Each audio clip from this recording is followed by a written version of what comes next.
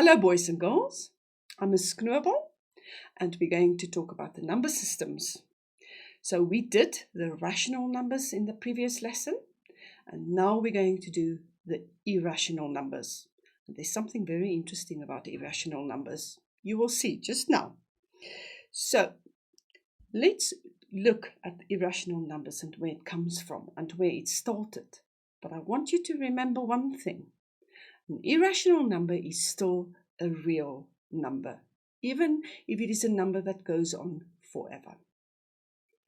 So let's look at the history of irrational numbers and where irrational numbers started. It's actually very interesting. But before we go on, I want you to be aware of the symbol of irrational numbers. There's a little comma there, apostrophe, with the Q to show that it is irrational. Now, Hippasus, 500 years before Christ, he was a philosopher and he was a student of the famous Pythagoras. He did an experiment on a triangle with the theorem of Pythagoras, and the units of the two shorter lines were 1. And he found something very interesting, and I'm going to show it to you now. It was a very big surprise. In fact, they were actually in shock about this new number that they discovered. Let's look at what it is. So, Hippasus, what he did is he used the theorem of Pythagoras. There's your right angle triangle with two shorter lines, you know that, with each one 1 unit. And then you know how the theorem of Pythagoras works. So it is the hypotenuse, which is the longest side, equals to the shortest side square and the other shortest side square. That will give you 2. And now you know if you want to work out this length of the hypotenuse, that is going to be square root 2. Now that is exactly the point. And that is that they didn't know that numbers like square root 2 exist. They couldn't find the answer for square root 2. Remember, they didn't have calculators. So it was actually a very big problem. And then later on, they discovered other weird unknowns, which they started calling irrational, like square root 3. Square root 4 is fine because that answer is 2. Square root 5 is again a problem. And that's what they found, is these irrational numbers, and that's what we call it today, irrational numbers. Now let's look at the properties of irrational numbers.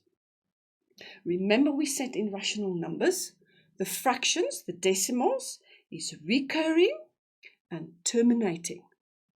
Now with irrational numbers, it's exactly the opposite.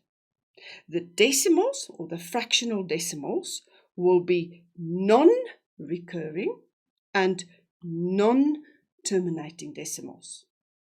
So you won't see a pattern and it won't stop. The moment you see that, you know it's an irrational number. And that is the main difference between the two I want you to learn today. The difference between non-terminating, non-recurring, which is irrational, and then terminating and recurring is rational.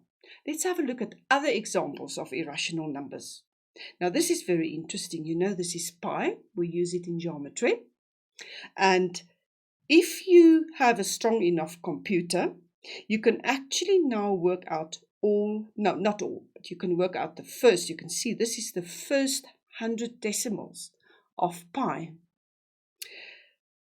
That means we can also find 1,000 decimals of pi. We can also find 10,000 decimals of pi. That is an irrational number. It goes on forever. And if you go through it, you will see there is no pattern. So let's talk about pi again. Where did we get pi?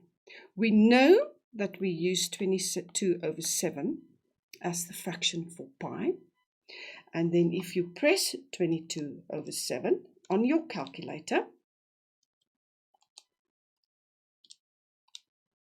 you will get 3,142,857 going on forever. This is one of the most important irrational numbers that you can know of. But it's very important to remember that when you work with numbers that go on forever, you cannot use it in mathematical calculations. You cannot use it in the real world because the numbers go on forever. So what do? We're going to, and this is what I've got here, we're going to round it off. They also call it the rational approximations of numbers. Irrational numbers has got an infinite number of decimals. Impossible to work in mathematical operations and everyday life with a number that goes on forever. And I tell you now, these numbers really do go on forever. So we need to work with rounding off. We need to work with rational approximations. And now you know from previous years how it works. So if a digit is 5 or greater than 5, you're going to change the previous digit. But if the digit is before 5 or 0 to 4, you're not going to change the previous digit. Let's do some examples of this because a rational approximation of irrational numbers is extremely important. Otherwise, we cannot work with it. Otherwise, you cannot work with pi in geometry and in the circle. So let's do a couple of them. For instance, if you have 0.3246, and I ask you to round this off to 3 decimals, or round this off correct to 3 decimals, you're going to count 1, 2, 3, and then you're going to go to the next decimal.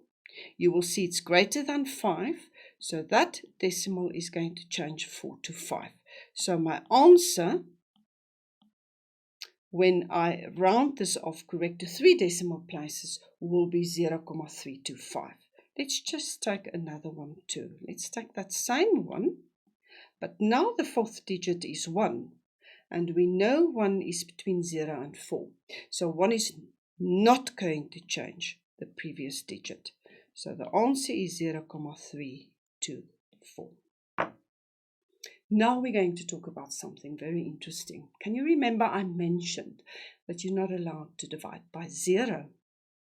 And that is called non-real numbers or imaginary numbers. You can also call it that. I told you, press 5 divided by 0 on your calculator. You can do it now. And what do 5 divided by 0? And what do you see on your calculator? It says error. You're not going to write error. You cannot do that in a mathematics exam paper. So your answer will always be undefined. So now I want to explain it to you. You cannot divide by 0. What is interesting, and I don't know if you know it, you can actually divide by 0. But the number is too big for your calculator to understand. And I'm going to explain it to you here. Let's take a number. Let's divide 9 by a number that's very close to 0. 0.01. Do it on your calculator and you will see the answer is 90. Then we take 9 and we divide by 0.001. There should be another 0 there. 2 zeros and your answer is 900. Now we use 0.0001, 3 zeros. Can you see that we are moving closer and closer to 0? This answer is already 90,000.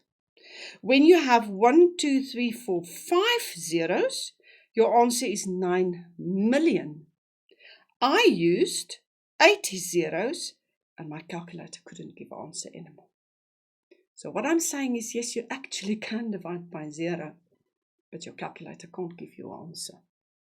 So we use the answer undefined. And I want you to remember that. You can just write UDs enough. Other examples of non-real numbers, you can press this on your calculator, stop the video, take your calculator and test each one of them. And you will see you will get the answer error, which is actually undefined. 0 to the power of 0 is an interesting one.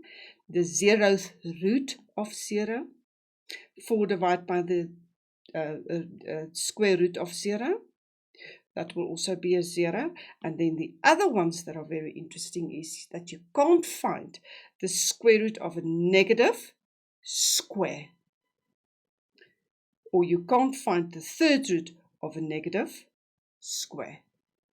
All of this will give you the answer. Error, which you're going to write down as undefined. I hope you enjoyed this class as much as I did. I'll see you next time. Thank you for watching. Bye-bye.